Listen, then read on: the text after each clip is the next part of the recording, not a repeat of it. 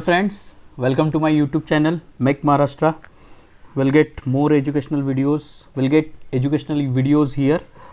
So do like, share, subscribe my channel. Now we'll start with the last unit of our syllabus, that is belt drive, belt and rope drive, chain drive. So in this I'll explain the belt drive. Now basically the introduction part I'll cover first. A belt drive is nothing but the mechanism which can be used to transmit a power and speed from the prime mover, that will be the rotary of course, to the driven, that is machine, over a long distance. That is called as a belt drive. In short, we can say the belt drive is the drive which can be transmit power and motion for long distance. Clear? Now long distance means what? So there is a range 8 meter and above and below. So these are the three range. I'll classify the belt by the two ways. First is flexible drive and second one be the rigid drive. Flexible means what? Intermediate link is flexible, such as belts, rope, chains. So the links are flexible, that are not tight with respect to pulley arrangement. So these links are flexible. So that's why we can say that flexible drive. And rigid drive, which we had studied in previous session, all the gear arrangement comes under this rigid drive. Power transmission factor.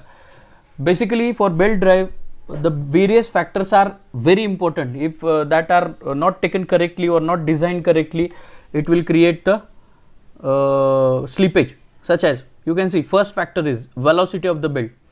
This is very much important. As we are using two pulleys for transmission of the power and speed, we'll have to use belt.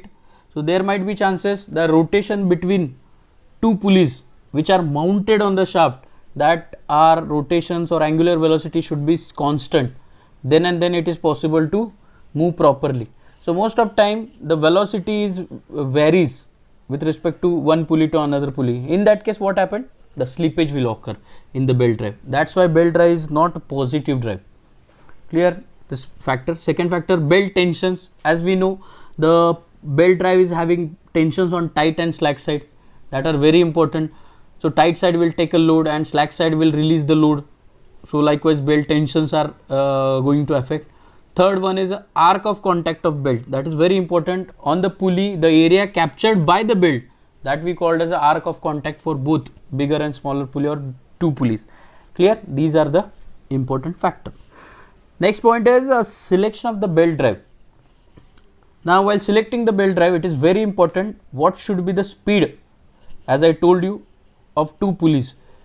And of course pulleys are rotating as per the shaft mounting. So that is very important. Second part for selection, speed reduction. Now this is also important part. The how much amount of the reduction will occur in the belt drive, that we need to find out. Generally the reduction is always less as compared to the rigid drive. So speed reduction is also important. Third one is a shaft layout. Shaft layout, as I told you, suppose you are using flat belt drive or floor mill belt drive, you can see the shafts are situated parallel to each other. So that would be the shaft layout, you can see. And in case of the lathe machine, the vertical shaft layout, though it is parallel, but arrangement is different. So according to that, pulleys are mounted and through which power and motion can be easily transmitted. Next one is the space available. Now very simple, the space available according to application. The gear pair required very less space because it don't have the distance in between pinion and gear. So that's why in belt drive, while transmitting through belt, the space is required more.